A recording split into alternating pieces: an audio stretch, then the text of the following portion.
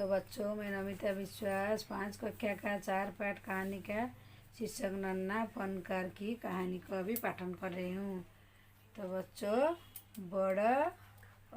वह लड़का एक चौकीर लाल पत्थर के पास बैठा गया।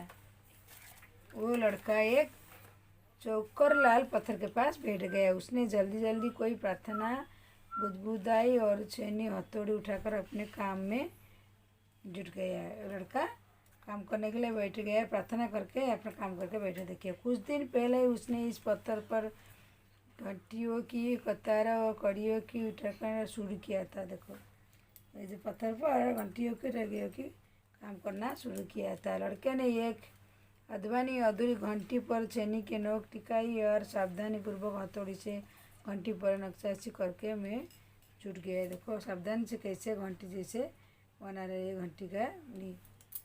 केशव 10 लाल था और कभी अपना काम सीख के रहा था। पिता का एक बार करके दिखाने पर वो सीधी लकीरों वाले घुमावदार का डिजाइन उसने अकेले करता था। अब तक उसने नक्काशी का जो भी काम किया था उनमें से इन घंटियों को बनाना ही सबसे ज़्यादा मुश्किल था।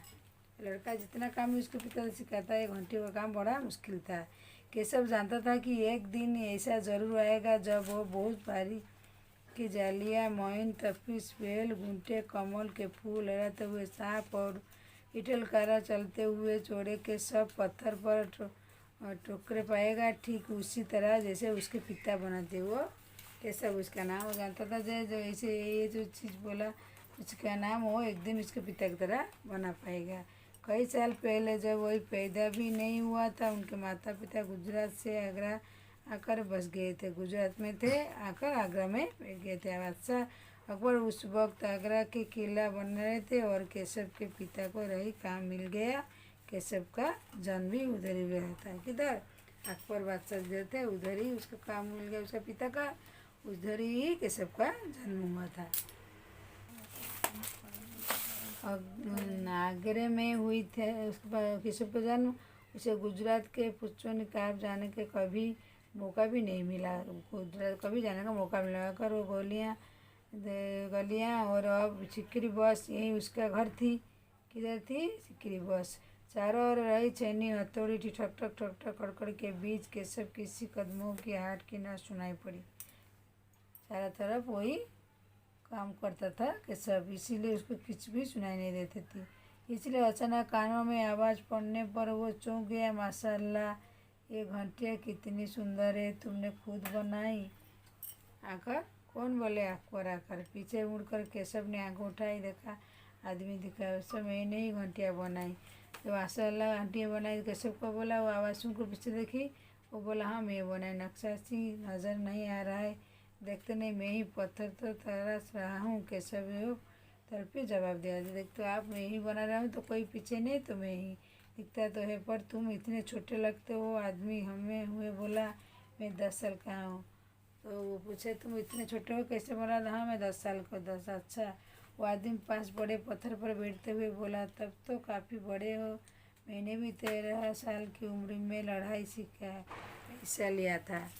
तो वो बोले, मैं भी 13 साल में लड़ाई दिया था। कैसे? उस आदमी को अच्छी तरह देख पा रहा था। उसकी उम्र रही होगी 30 ऊपर। मझोला था वो, सफ़ेद अगरों का और जमा पहने हुए। उसके लंबे बाल गहरे लाल रंग पगड़ी अच्छी तरह ढके हुए थे। कौन थे? वही बादशाह अकबर होगा। लगता है कोई बहुत बड़ा आदमी है। कौन? केशव सोचता रहता है। केशव आदमी के गले में पड़ी बड़े बड़े मोतियों की माला और उंगलियां अंगूठे देखते हुए सोचा, नाक, बड़ी बड़ी आंखें, वोटे ढकने हुए, नीचे तरफ आती घनी मूछें। उस आदमी के व्यक्तित्व मुआवजा कर रही थी। तभी उस आदमी ने एक नक्श की तरफ इशारा करते हुए कहा, इस लड़ी में अभी काफ़ी काम बाकी है। इसमें पहले केशव कोई जवाब देता तो वो जो कौन? बादशाह अकबर। वो अच्छी तरह गहना सब पहने थे गले में, वो देखा और वो सोचता था, इशारा कर रहा था। लड़के ने अभी काफ़ी काम करे। कौन? केशव काम कर दिया था। केशव को बोले, इस पहले केशव कोई सुन कर अकबर के बाद कोई जवाब नहीं दिया। उसने किसी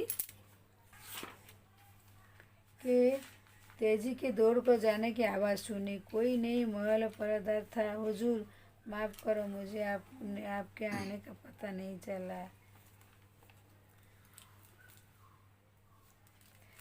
नहीं चला।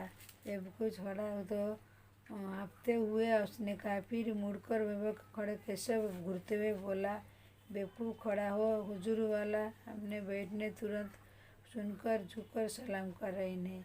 तो उसका पिता आ गया, वो आकर तो बोला वो आए मेरा पता नहीं चला। उसको बेटे को बोला, बेवकूफ़ तुम सलाम करते हो। केशव का माथा उनका, उसे कुछ समझ आ रहा था। बदमाशी में छेनी हाथ से छूटकर नीचे गिरी। जल्दी उठकर खड़ा हो गया। अरे कहीं बादशाह अकबर तो नहीं, ये ख्याल आते उसने झुककर सलाम किया। कौन? केशव कर दिया। कातर नज़र में अकबर को देखने लगा। पहरेदार ये खलदर भली रही थी। उन्होंने खींच कर पर्देबार वहाँ से जाने का इशारा करते हुए कहा, ठीक है सिपाही, कुछ देर के लिए हमें अकेला छोड़ दो। सिपाही जब बोला, ठीक है तुम अकेला हमको छोड़ो, मुझसे बात कर। पर्दा पर चला गया। मगर केशव असमंजस में था कि उसे क्या करना चाहिए। केशव जब ये सुना तो उसे क्या करना चाहिए। तो सभी में देखिए अकबर ये खड़े हैं इधर, केशव इधर ही बैठे। तो वापिस अपना नक्शी का काम शुरू करने लगा। बादशाह में इंतजार खड़ा रहा। दिल से उसका अभी भी धक धक कर रहा था किसका? केशव का। पर अब वो डरा हुआ नहीं था, क्योंकि अकबर प्यार से उसे देखते हैं मुस्कुरा रहे हैं।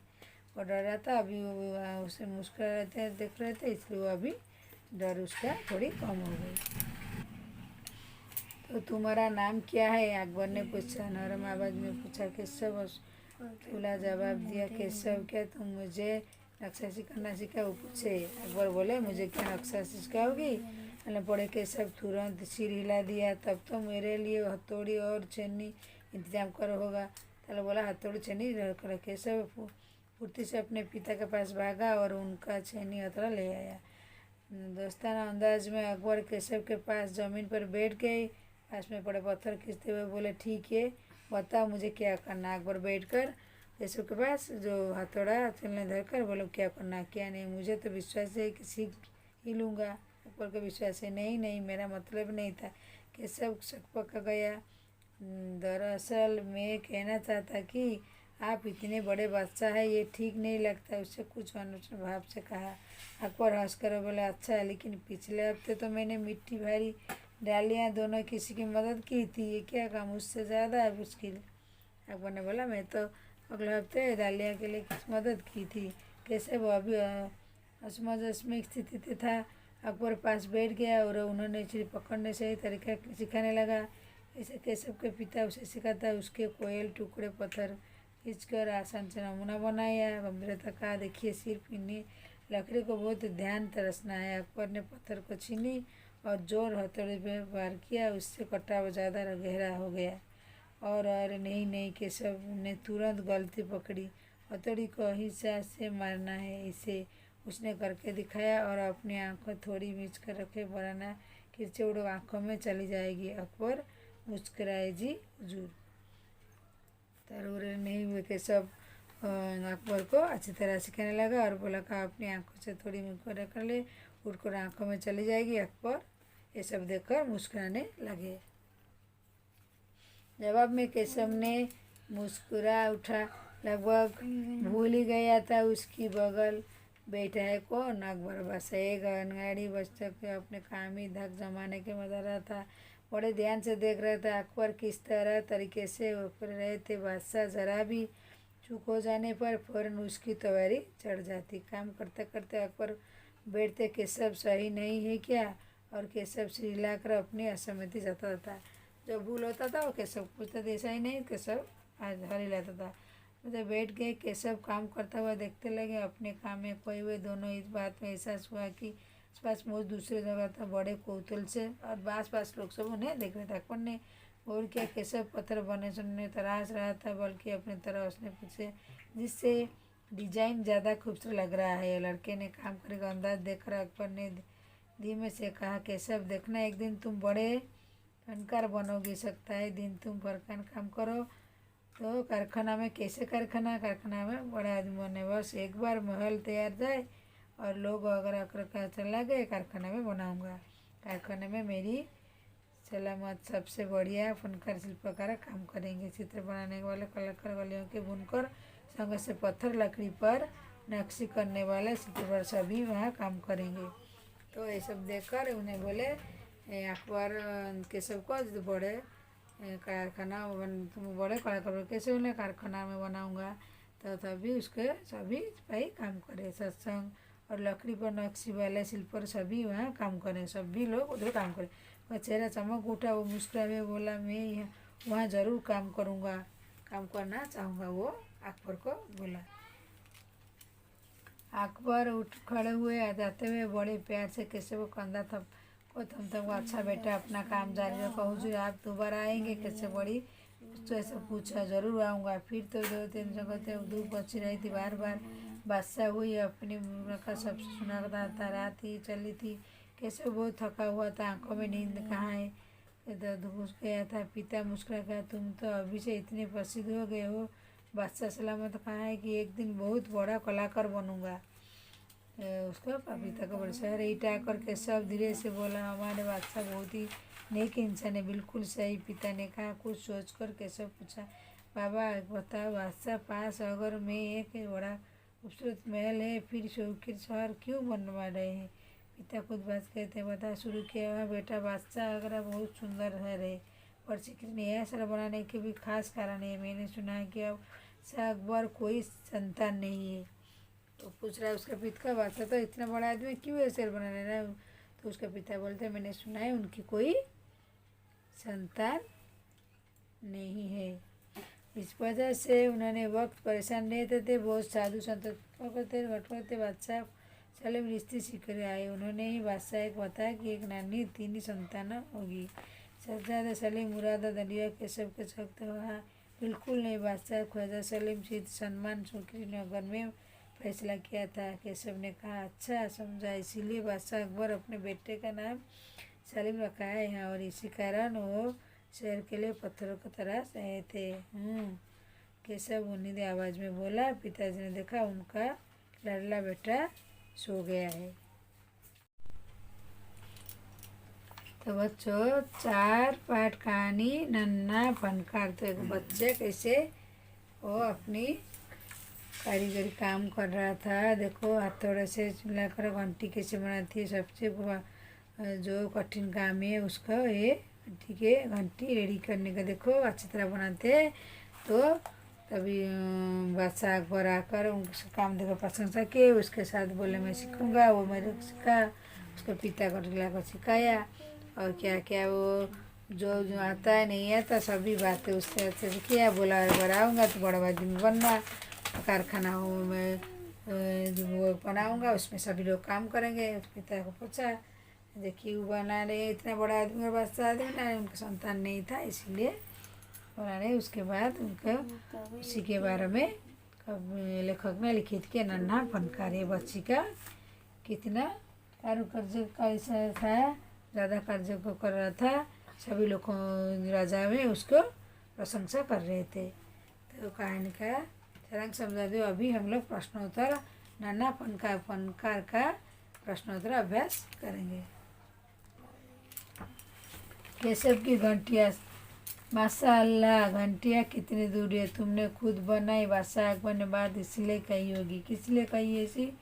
क्योंकि उन्होंने यकीन था कि 10 साल की बच्चा कितनी सुंदर घंटियाँ बना सकता है। 2 नंबर, केशव पत्थरपात घंटियाँ तथा करे तरह से उसके द्वारा तरह से घंटियों पर कड़ी को अपनी काफ़ी बनाओ। तुमने कोई महाराज तक संबंध उसकी तस्वीर लिखो। बच्चों आप से स्वयं कीजिए। आना जाना। केशव के पिता गुजर तो अगर गए थे सकता तुम्हारा कुछ भी साथी माता पिता का बन गए। बातचीत ऐसा है कर सकते, क्या कारण होता है? सामान्य तौर पर ऐसा करने की एक होता है रोजगार का प्रार्थना। इसके अलावा कारण ये होते हैं अन्य शिक्षा प्राप्ति तो संपूर्ण करने प्राप्ति होती है। अकबर ने पेन द्वारा दखल अच्छी क्यों नहीं की?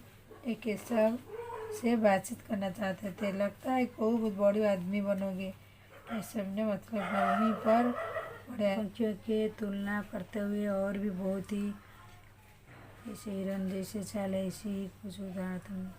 शेर, घोड़ा, हाथी, गाय, चेर, कोयल वात्सल्य किरण नक्शा सीखने के मतलब का है। 7 केशव 10 साल की है, क्या उनके उसके बच्चा उसे काम करना उड़ना, ठीक है, अपने उत्तराखंड से बताया। उम्र पढ़ने का है, मानसिक शारीरिक विकलांग का ही जाना है। 8 केशव बार बार सबको बुला रहा, केशव सबसे क्या कहना होगा, कल्पना करके केशव को शब्द में लिखो।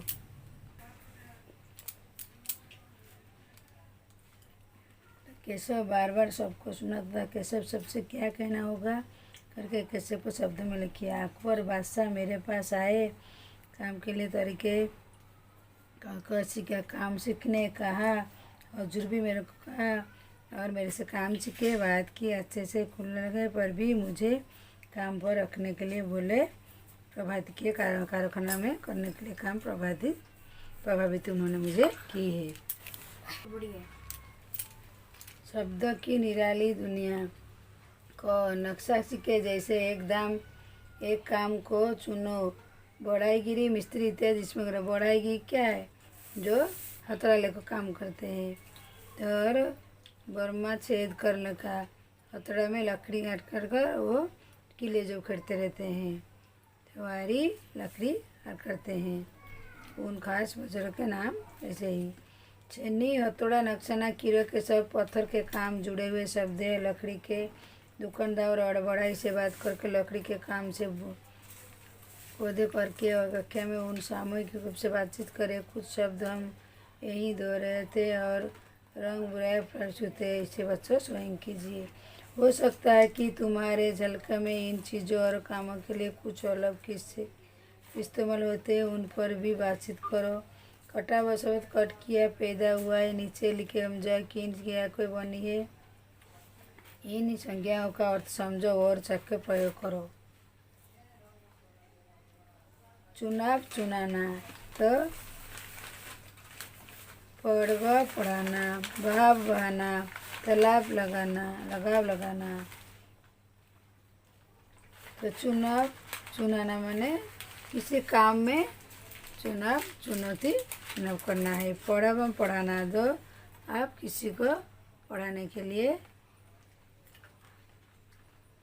कार्य करो। बहावा माने बहना, बढ़ावा देना, लगाव लगाना।